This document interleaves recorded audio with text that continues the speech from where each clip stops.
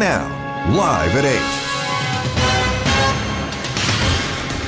අයබෝවන් එක්වන් අදත් ඇත දැනගන්න ලංකාවේ අංක එකේ සමබර ප්‍රවෘත්ති විකාශය ලයිව් at 8 සමගින්. අද භාමුවන මම චන්දන ජයසිංහ. මම තෙලෙනි පෙරේරා. අදත් මුලින්ම සිරස්තල.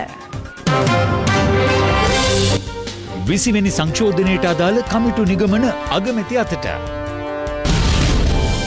පාස්කු ඉරුදින ත්‍රස්ස ප්‍රහාරය එල්ල වූ අවදියේ බුද්ධි ප්‍රධානීන්ගේ මත ගැටුමක් පැවති බව පාස්කු කොමිසමේදී හෙළිවෙයි. නිලධාරීන්ගේ වරදින් හෙරොයින් ජාවාරම්කරුවන් නිදහස් වී යාම කනගාටුදායක තත්ත්වයක්. මත් ජාවාරම්කරුවෙකු නිදොස් කොට නිදහස් කරමින් කොළඹ මහාධිකරණ විනිසුරු කියයි. වැලිකඩ රැඳවියන් ඝාතන සිද්ධිය ගැන තලතා ජනපති කොමිසමට දුන් සාක්ෂිය. බස් ත්‍රිරෝධ රථ සහ යතුරු පැදි ධාවනය හෙට සිට එකම මංතීරුවකට සීමා කෙරේ. චීනයේ නිපදූ කොරෝනා එන්නත නොවැම්බර් සිට ලෝපුරා බෙදා හැරේ.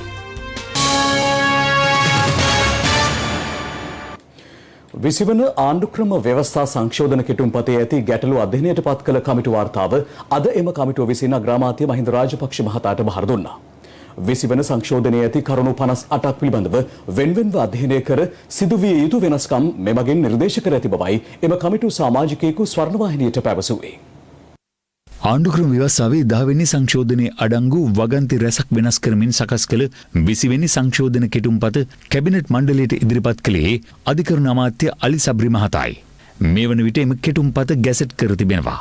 ඒත් ආණ්ඩු පක්ෂය තුළින්ම එහි ඇති කරුණුවලට විරෝධය මතුවීමත් සමග අග්‍රාමාත්‍ය මහින්ද රාජපක්ෂ මහතා පියවර ගත්තේ ඒ පිළිබඳව සොයා බලා වාර්තාවක් ඉදිරිපත් කිරීමට මැති ඇමති කමිටුවක් පත් කිරීමටයි.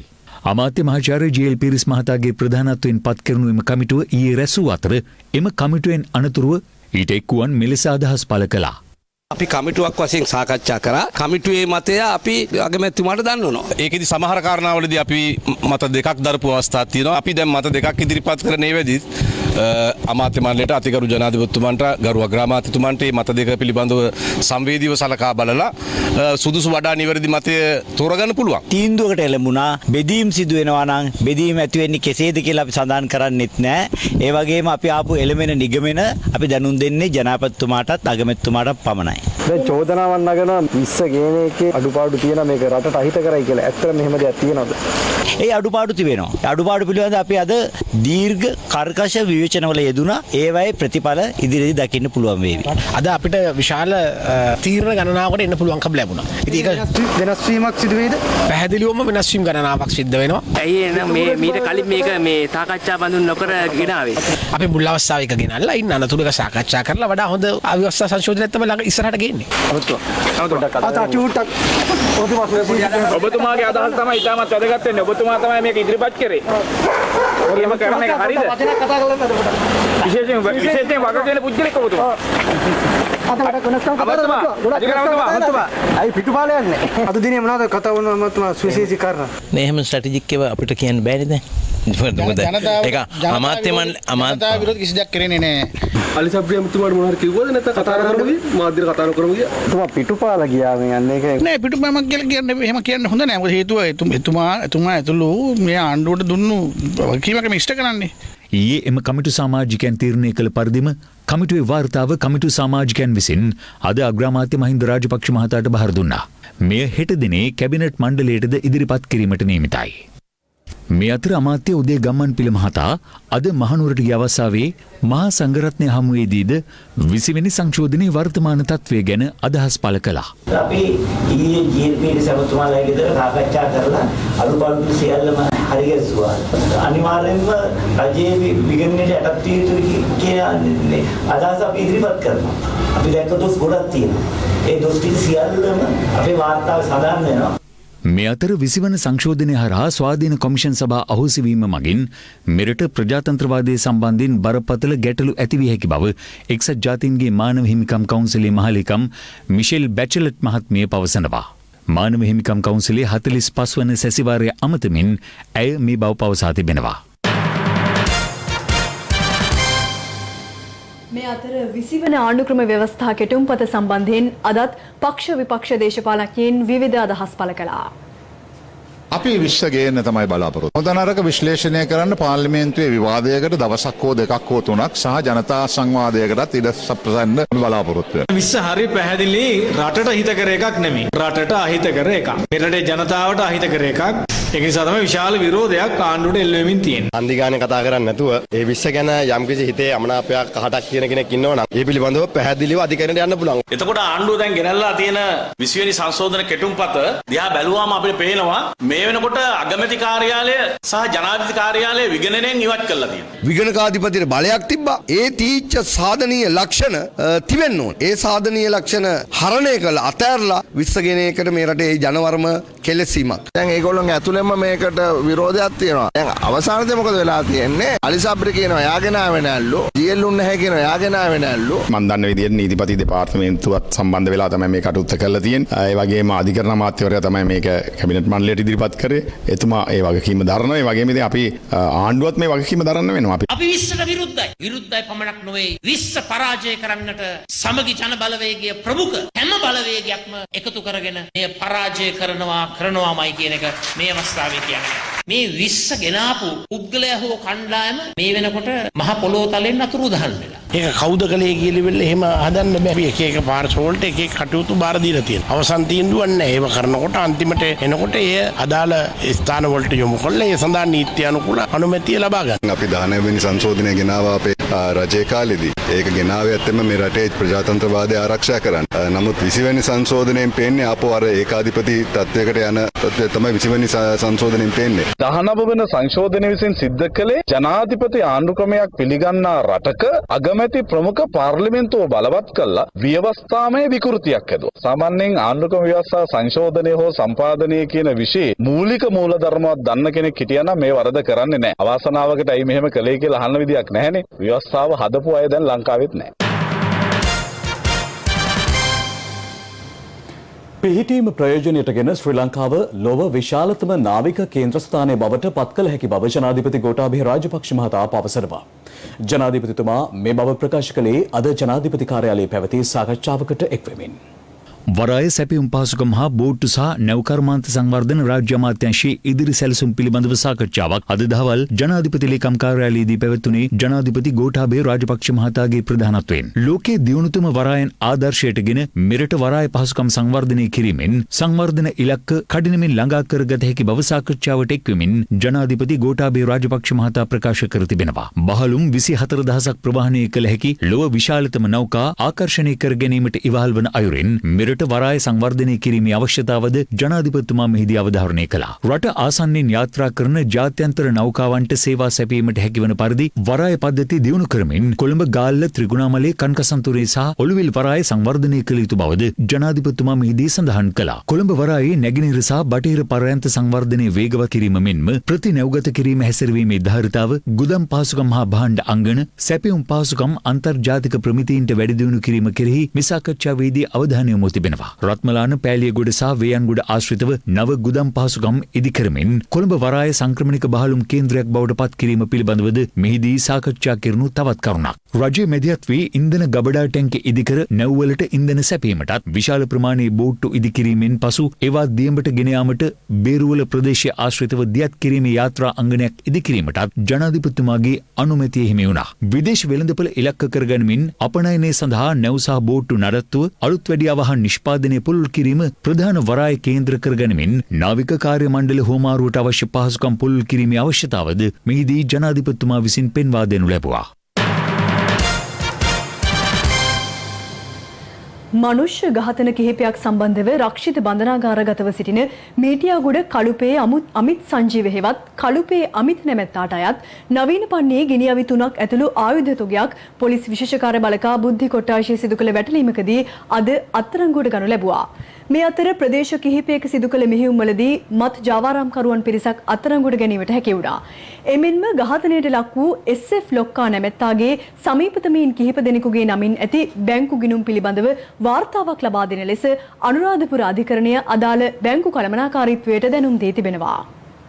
අනුරාධපුර දහයාගම ප්‍රදේශයේදී පසුගිය අගෝස්තු 5 වෙනිදා පෙරවරුවේ ටිරෝන් රණසිංහ හෙවත් SF ලොක්කා වෙඩිතබා ඝාතනය කෙරුණා. අදාළ ඝාතනය සම්බන්ධයෙන් විමර්ශන තවදුරටත් ක්‍රියාත්මක අතර ඊට අදාළ නඩු විභාගයේ අනුරාධපුර ප්‍රධාන මහේස්ත්‍රාත සහ දිසා විනිසුරු ජනක ප්‍රසන්න සමරසිංහ මහතා ඉදිරියේ කැඳවනු ලැබුවා. එහිදී අධිකරණයේ හමුවේ පෙනී සිටි අනුරාධපුර මූලස්ථාන පොලිසියේ නඩු කටයුතු මෙහෙයුම් අංශයේ ස්ථානාධිපති එච්.එම්. යසරත්න මහතා කියා සිටියේ ඝාතනයට ලක් වූ SF ලොක්කා නැමැත්තා ජීවතුන් අතර සිටියේදී හෙරොයින් ඇතුළු විෂමද්‍රව්‍ය ජාවාරමේ නිරතව ඇති බවට තොරතුරු ලැබෙමින් පවතින බවයි. ඊට අමතරව SF ලොක්කා නැමැත්තාගේ ඥාතීන් ඇතුළු සමීපතමයින් කිහිප දෙනෙකුගේ බැංකු ගිණුම් පිළිබඳව තොරතුරු ලබා ගැනීමේ අවශ්‍යතාවක් පවතින බවද අධිකරණයට දැනුම් දුන්නා. ඒ සලකා බැලූ අනුරාධපුර ප්‍රධාන මහේස්ත්‍රාත සහ දෙසා වෙනසුරු ජනක ප්‍රසන්න සමරසිංහ මහතා රාජ්‍ය සහ පුද්ගලික බැංකු ශාඛා 32ක කළමනාකාරීත්වයට නියෝග කළේ විමර්ශනවලට අදාළ පුද්ගලයන් 10 දෙනෙකුගේ බැංකු ගිණුම් පිළිබඳව සවිස්තර වාර්තාවක් පොලිසියට ලබා දෙන ලෙසයි. ඒ අනුව SF ලොක්කාගේ මව පියා සහ සහෝදර සහෝදරියන් තිදෙනාගෙන් මෙන්ම පෙම්වතිය ඇතුළු 10 දෙනෙකුගේ බැංකු ගිණුම් වාර්තා ලබා ගැනීමට නියමිතයි.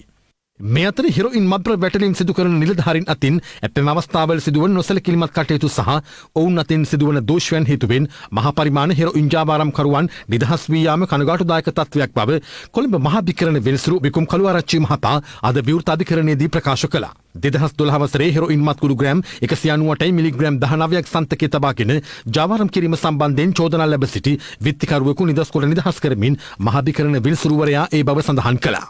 තීන්දුව ප්‍රකාශයට පත් කළ විනිසුරුවරයා සඳහන් කළේ විත්තිකරුට එරෙහිව පැමිණිල්ල විසින් එල්ල කර තිබූ චෝදනා සාධාරණ සැකයකින් තොරව ඔප්පු කිරීමට අපොහොසත් වී ඇති බවයි. අදාළ විත්තිකරුට එරෙහිව හෙරොයින් සන්තකයේ තබා ගැනීමෙන් ජාවාරම් කිරීම සම්බන්ධයෙන් චෝදනා එල්ල වී ඇති බව පෙන්වා දුන් විනිසුරුවරයා පෙන්වා දුන්නේ මෙතරම් විශාල ප්‍රමාණයක් එම විත්තිකරු අත්අඩංගුවට ගන්නා අවස්ථාවේදී පොලිසිය විසින් හඳුන්වා දුන්නේ යයි සිතිය නොහැකි බවයි. එසේ තිබියදී වැටලීම් කළ නිලධාරීන්ගේ නොසැලකිලිමත් භාවය සහ වැරදි සටහන් හේතුවෙන් අත්අඩංගුවට පත්වන මහා පරිමාණ හෙරොයින් ජාවාරම්කරුවන් නිදහස් වී යාමේ අවස්ථාවක් උදා වී ඇතැයිද මහාධිකරණ විනිසුරුවරයා අධිකරණයේදී සඳහන් කළා. මේ අතර ගල්කිස්ස පොලිසියේ නිලධාරීන් කණ්ඩායමක් පොලිස් නිලධාරියෙකු ලෙස පෙනී සිටමින් හෙරොයින් ජාවාරමේ නිරත වූ බව කියන පුද්ගලයෙකු අත්තිටිය ප්‍රදේශයේදී අත්අඩංගුවට ගෙන තිබෙනවා. ඒ හෙරොයින් ග්‍රෑම් 1 මිලිග්‍රෑම් 400ක් සමගින් පිළියන්දල දාම්පේ ප්‍රදේශයේ පදිංචි 34 හැවිරිදි ඔහු යතුරු පැබ්බියෙන් පොලිස් ලාංඡනය සහිත හිස් වැසුමක් පැළඳ හෙරොයින් ප්‍රවාහනය කර ඇති බවටයි තොරතුරු ලැබී ඇත්තේ. ඊට අමතරව තමන් පොලිස් නිලධාරියෙකු බව පවසමින් විවිධ පුද්ගලයන් මුලා කර මුදල්ද වංචා කර ඇති බවට තොරතුරු ලැබී තිබෙනවා. මහරගම පොලිසියද මහරගම නාවින්න ප්‍රදේශයේදී මෝටර් රථයකින් හෙරොයින් ප්‍රවාහනය කරමින් සිටි පුද්ගලයෙකු හෙරොයින් ග්‍රෑම් 2ක් සමගින් අත්අඩංගුවට ගෙන තිබෙනවා. 44 හැවිරිදි අදාළ සැකකරු හිටපු යුද හමුදා කර්නල්වරයෙක් බවටයි අනාවරණ වී ඇත්තේ. ඔහුගෙන් ලද තොරතුරු වලට අනුව තවත් හෙරොයින් ග්‍රෑම් 10ක් රැගෙන තිරෝධ රථයකින් ගමන් කරමින් සිටි පුද්ගලයෙකු සහ හෙරොයින් ග්‍රෑම් 20ක් සමගින් යතුරු පැද්දකින් ගමන් කරමින් සිටි පුද්ගලයන් දෙදෙනෙකුද පන්නිපිටිය සහ තලවතුගොඩ යන ප්‍රදේශවලදී අත්අඩංගුවට ගැනුණා. ගාල්ල සුරාබදු ඒකකයේ නිලධාරීන් ගාල්ල දංගෙදර කරාපිටිය සරෙන්තු කඩෙයි තිනි පොල්ගහ ආදී ප්‍රදේශවල විශේෂ මෙහෙයුමක් දියත් කළා. එහිදී අයිස් සහ ගංජා මිශ්‍ර මත්ගුලි තොගයක් සමග සැකකරුවන් 15 දෙනෙකු අත්අඩංගුවට ගෙන තිබෙනවා. මේ අතර අත්අඩංගුවට ගන්නා මද්ද්‍රව්‍ය ජාවාරම්කරුවන් විසින් නීති විරෝධීව උපයා ගන්නා ලද දේපල සහ මුදල් රාජසන්තක කිරීම සම්බන්ධයෙන් වූ විශේෂ සාකච්ඡාවක් අග්‍රාමාත්‍ය මහින්ද රාජපක්ෂ මහතාගේ ප්‍රධානත්වයෙන් පැවැත්වුණා. එලෙස උපයා ගන්නා ලද නීති විරෝධී මුදල් සහ දේපල අදාළ නඩු කටයුතු අවසන් වන තුරුම එකී පුද්ගලයන් භුක්ති විඳිමින් කටයුතු කිරීම සම්බන්ධයෙන් අවධානය යොමු කිරීම එම සාකච්ඡාවේ මූලික අරමුණ වී තිබුණා. එවැනි ආකාරයට උපයාගත් මුදල් සහ දේපල එම කාලය තුළදී තවත් නීති විරෝධී ක්‍රියා සඳහා යොදවන බවට තොරතුරු ලැබී ඇති බැවින් ඒවා මුල් අවස්ථාවේදීම රජයේ භාරයට ගැනීමේ අවශ්‍යතාවය පිළිබඳ සාකච්ඡාවේදී අවධානය යොමු කර තිබෙනවා. මේ අතර මද්ද්‍රව්‍ය ජාවාරම් ඇතුළු විවිධ අපරාධ සම්බන්ධයෙන් චෝදනා ලැබ දරුවන් 46 දෙනෙකු සමග සිරගතව සිටින මව්වරුන් පිළිබඳ වාර්තාව බන්ධනාගාර ප්‍රතිසංස්කරණ හා සිරකරුවන් පුනරුත්ථාපනය පිළිබඳ රාජ්‍ය අමාත්‍ය සුදර්ශනී ප්‍රනාන්දුපුල්ලේ මහත්මිය අග්‍රාමාත්‍යවරයා වෙත අද බහර දුන්නා. ලග්ගල ප්‍රාදේශීය සභාවේ සභාපතිවරයා ඇතුළු 8 දෙනෙකු සූදු ක්‍රීඩාවේ නිරත වෙමින් සිටියේදී අදාළ විම අත්අඩංගුවට ගෙන තිබෙනවා.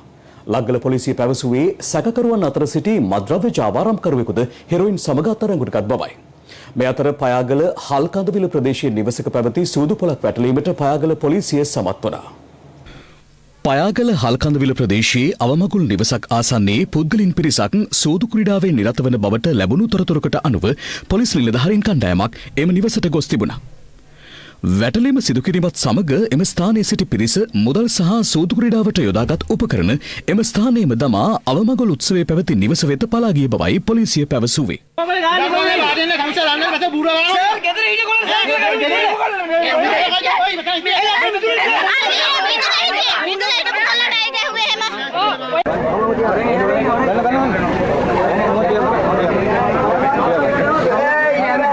කෙසේ වෙතත් නිවෙස් හිමියන් පවසන්නේ තම නිවසට කඩා වැදුණු පොලිස් නිලධාරීන් කණ්ඩායමක් එම අවස්ථාවේ රැඳී සිටි පිරිස සන්තකයේ තිබූ මුදල් පැහැරගත් බවයි.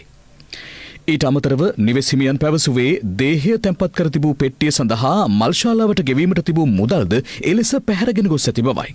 8 දෙනෙක් විතර ගියේ. යනකොට මම අහුවා මේක කොහෙද යන්නේ කියලා ගියතුනේ. මේ මට කුණුහරුපෙක් කියාගෙන මට පොළු පාරක් ගහගෙන තමයි කට්ටියත් එක්කම එහා පැත්තට දීවි. දුවලා ගිහිල්ලා තමයි අර මේ පිරිමි ළමයින්ට ඔක්කොම ගැහුවේ. කෙසේ වෙතත් පයාගල පොලිසිය සඳහන් කළේ ලද තොරතුරට අනුව සූදුපොළ වැටලීමට පියවරගත් බවත් සූදු ක්‍රීඩාවේ නිරතව සිටි පුද්ගලයන් සන්තකයේ තිබූ මුදල් සහ සූදු ක්‍රීඩාවට යොදා ගන්නා උපකරණ තම නිලධාරීන්ගේ බහරට ගත් බවයි.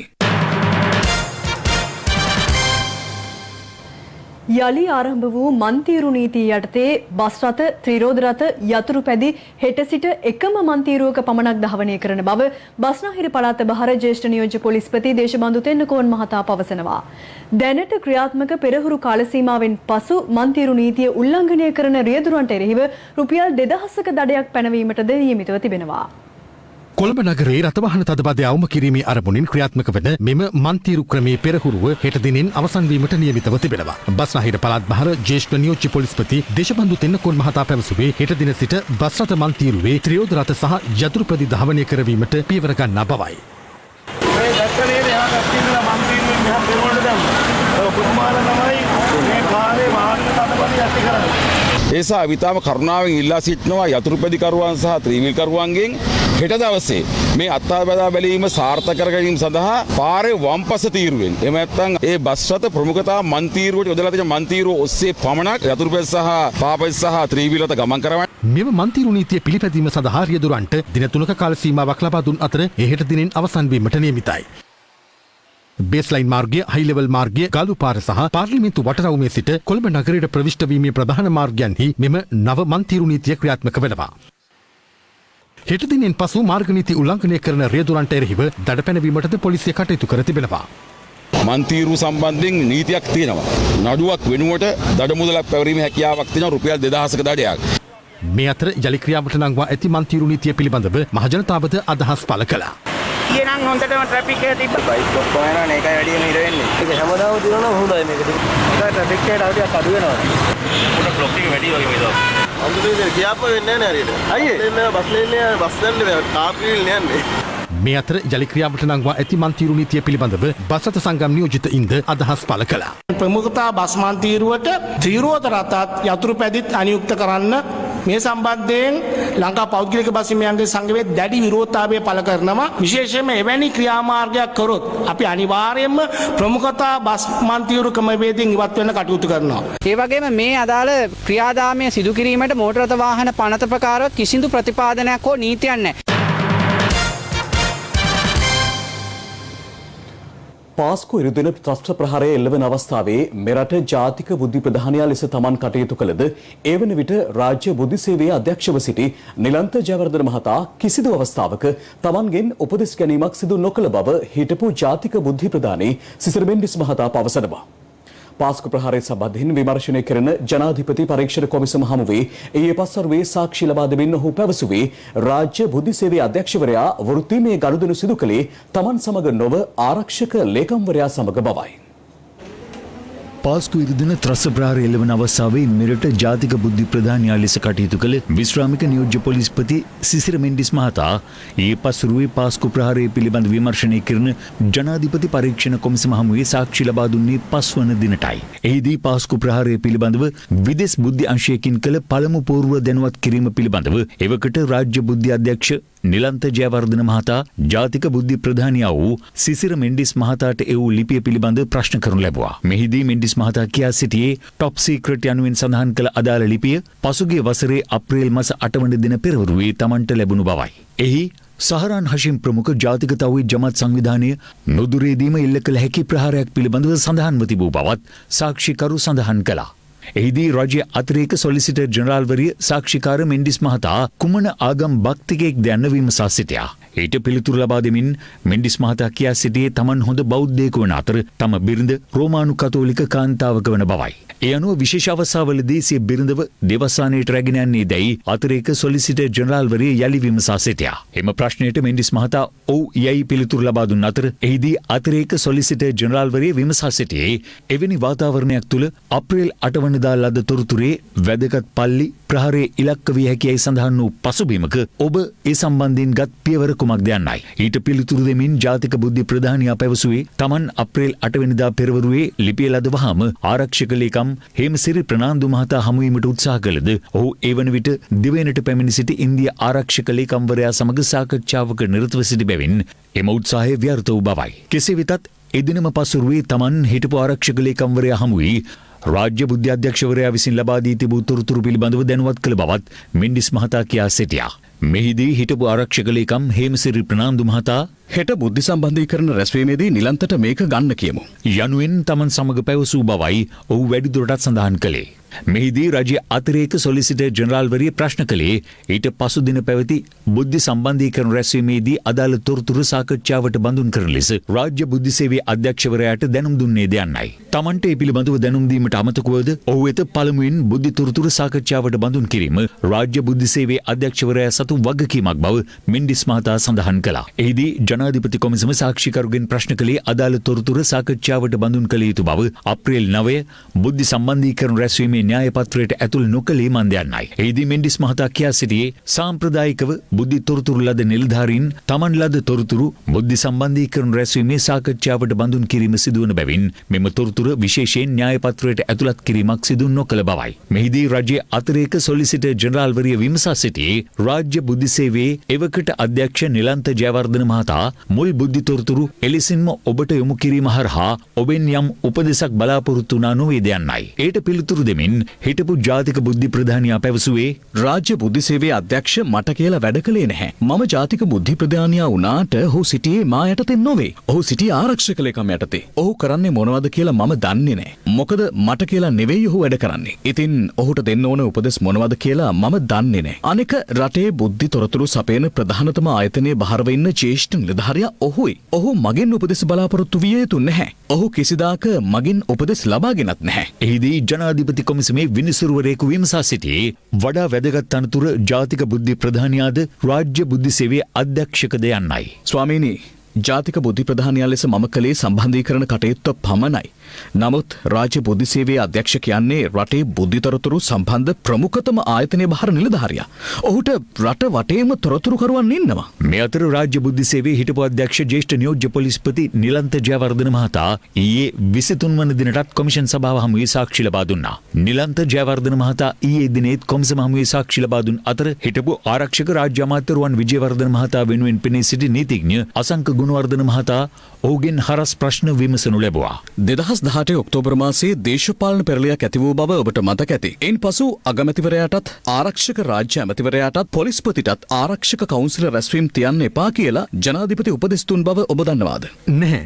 ඒත් එම ආණ්ඩු පෙරළිය අවස්ථාවේදී ආරක්ෂක නියෝජ්‍ය ඇමතිවරයෙක් පත් කළ බව නම් මතකයි. ඔබට මතකද 2018 ඔක්තෝබර් වලින් පසු පාස්කු ඉරදින ප්‍රහාරය දක්වා හිටපු ආරක්ෂක රාජ්‍ය ඇමතිවරයා ආරක්ෂක කවුන්සිලයට සම්බන්ධ වූ බවට. ඔහු සම්බන්ධ වූ බවක් මට මතක නැහැ. 2019 අප්‍රේල් 4 වෙනිදා ලැබුණු තොරතුරු අනුව ඔබ විවිධ පාර්ශවයන්ට ලිඛිතව දැනුම් දීමක් කර තිබුණා. එහි පිටපතක් ආරක්ෂක රාජ්‍ය ඇමති රුවන් විජේවර්ධන මහතාට ලබා දුන්නද?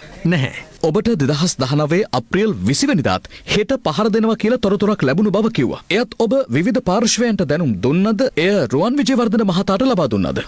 නැහැ.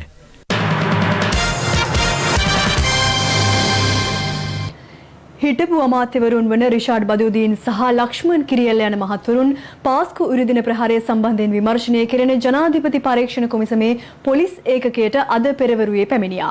මේ අතර පාස්කු ප්‍රහාරයේ මහා මොලකරු ලෙස සැලකෙන සහරාන් හෂීම්ගේ න්‍යායාචාර්යවරයා ලෙස හැඳින්වෙන නෞෆර් මෞලවිද ප්‍රකාශයක් ලබා ගැනීම සඳහා කොමිසමේ පොලිස් ඒකකයට කැඳවා තිබුණා. හිටපු අමාත්‍ය පාර්ලිමේන්තු මන්ත්‍රී ලක්ෂ්මන් කිරියල්ල මහතා පාස්කු ඉරුදින ප්‍රහාරය පිළිබඳ විමර්ශනය කරන ජනාධිපති පරීක්ෂණ කොමිසමේ පොලිස් ඒකකයට පැමිණියේ අද උදෑසන 9:30ට පමණයි. මගෙන් ඇහුවා පාසු පහරයක දැනගෙන හිටියද කියලා. ඉතින් අපි මං කිව්වා නැහැ කියලා ඉතරයි කියලා. අපි කලින් දැනගෙන හිටියේ නෑනේ. මේ ආරක්ෂකවලට SMS එකක් එවලා තිබ්බා. ඇමතිවරයාගේ ආරක්ෂාව වෙනදාට වඩා උනන්දු වෙන්න කියලා. ඉතරයි. රත්පාරයක් ගැන සඳහනක් තිබ්බේ නැහැ. මේ අතර පාර්ලිමේන්තු මන්ත්‍රී රිෂාඩ් බදුද්දීන් මහතාද අදත් කොමිසමේ පොලිස් ඒකකයට කැඳවා තිබුණා. ඔහුගෙන් පැය 4කට ආසන්න කාලයක් ප්‍රකාශය සටහන් කරගෙන තිබෙනවා. මේ අතර පාස්කු ඉරිදින ප්‍රහාරයේ මහ මුලකරුලි සැලකෙන සහරාන් හෂීම්ගේ න්‍යායාචාර්යවරයා ලෙස හැඳින්වෙන නෞෆර් මෞලවිද ප්‍රකාශයක් ලබා දීම සඳහා අද කොමිසමේ පොලිස් ඒකකයට කැඳවා තිබුණා. දැනට ඔහු අත්අඩංගුවට ගෙන ඇති අතර විමර්ශන සඳහා අපරාධ පරීක්ෂණ දෙපාර්තමේන්තුව බහරේ පසුවනවා. පැය 6කට ආසන්න කාලයක් ඔහුගෙන් ප්‍රකාශය සටහන් කරගෙන තිබෙනවා. 2012 වසරේ වැලිකඩ බන්ධනාගාරයේ ඇති වූ කැරැල්ලේදී රැඳවියන් 27 දෙනෙකු ඝාතනය කිරීමේ සිද්ධියට ගෝඨාභය රාජපක්ෂ මහතා සම්බන්ධයයි පවසන ලෙස තමා කිසිවෙකුට බලපෑම් නොකළ බව හිටපු අධිකරණ අමාත්‍ය තලතා අතුකෝරළ මහත්මිය පැවසුවා.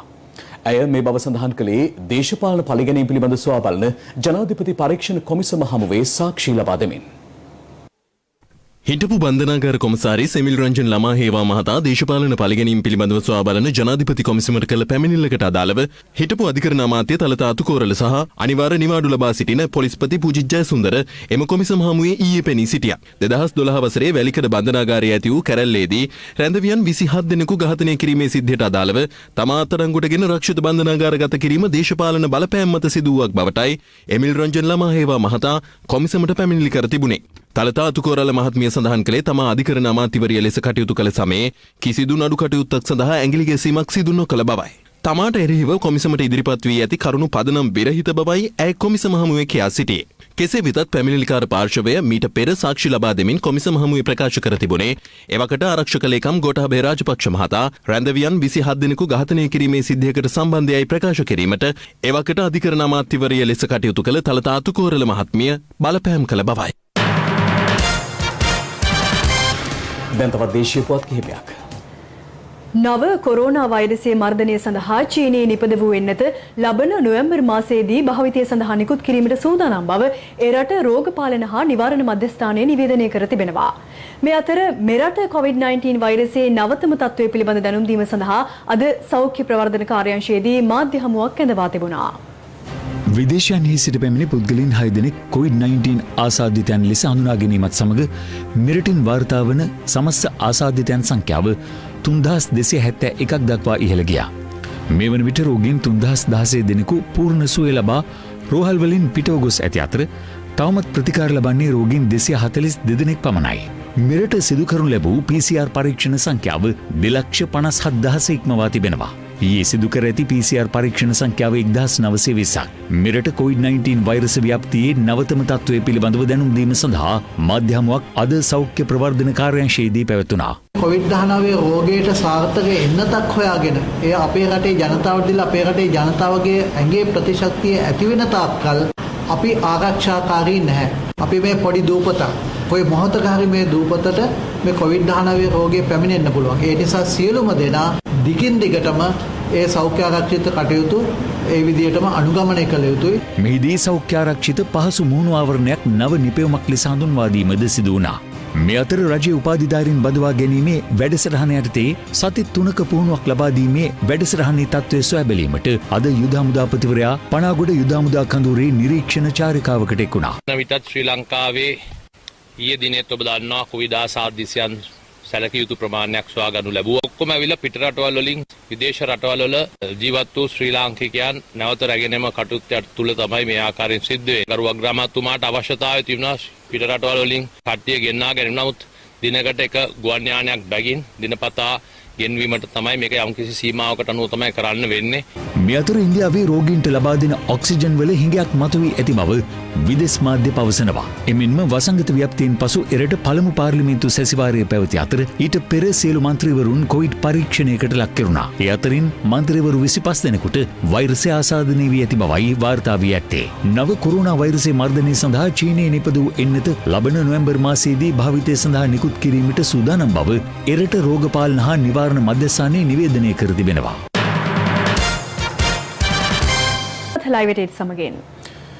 නිවසක වහලේ උළුගලවා පෙට්‍රල් වත් කර ගිනි තැබීම හේතුවෙන් 20 හැවිරිදි තරුණියක බරපතල තුවාල ලබා රෝහල්ගත කළ පුවතක් කෑගල්ල අලපලාවල ප්‍රදේශයෙන් වාර්තා වනවා.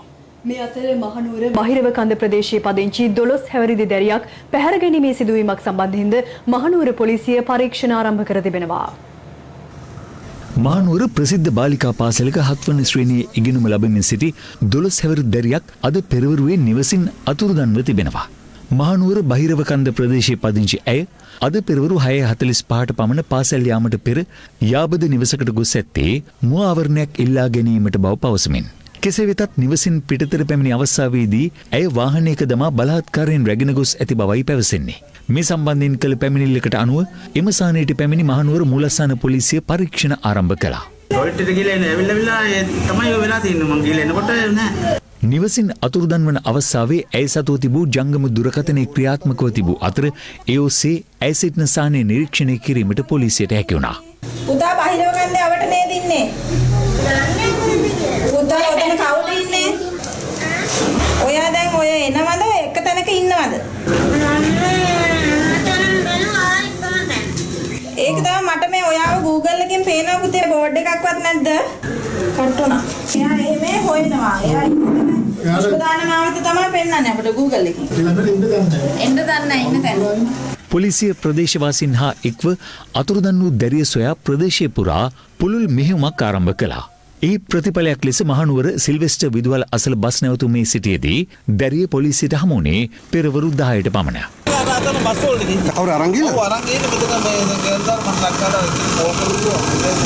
ඇය වෛද්‍ය පරීක්ෂණයක් සඳහා මහනුවර රෝහලට යොමු කර තිබෙනවා. කෙසේ වෙතත් මේ සම්බන්ධයෙන් සිදු කළ පුළුල් පොලිස් විමර්ශනවලදී අනාවරණය වී ඇත්තේ මව්පියන් සමග ඇති වූ අමනාපයක් හේතුවෙන් දැරිය තනිවම නිවසින් පිටත් වී ඇති බවයි. මේ අතර කෑගල්ල අලපලාවල නීලපලා ගම්මන ප්‍රදේශයේ තම නිවසේ කාමරයක ඇඳ මත නිදා සිටි තරුණියකට පෙට්‍රල් වත් කර ගිනි තබා තිබෙනවා. නිවසේ වහලේ උළු ඉවත් කර එලෙස පෙට්‍රල් වත් කර තිබූ අතර පිලිසීමෙන් බරපතල තුවාල ලැබූ තරුණිය කෑගල්ල රෝහලේ දැඩි සත්කාර ඒකකයට ඇතුළත් කරනු ලැබුවා. අදාළියම සිදු වූ ගිනි තැබීමෙන් බරපතල තුවාල ලබා ඇත්තේ නිරෝෂා රාජපක්ෂ නැමැති 20 හැවිරිදි තරුණයක්.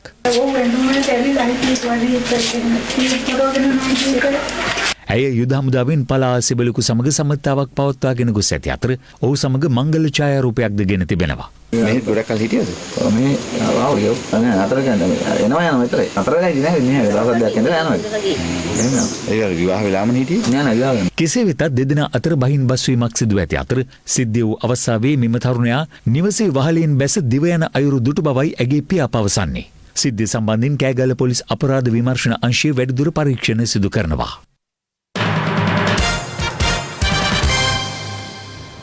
ඒ සමගින් දැනට අප සමුගන්නවා. යලි හමුවෙමු රාත්‍රී 10ට. සුබ රාත්‍රියක්.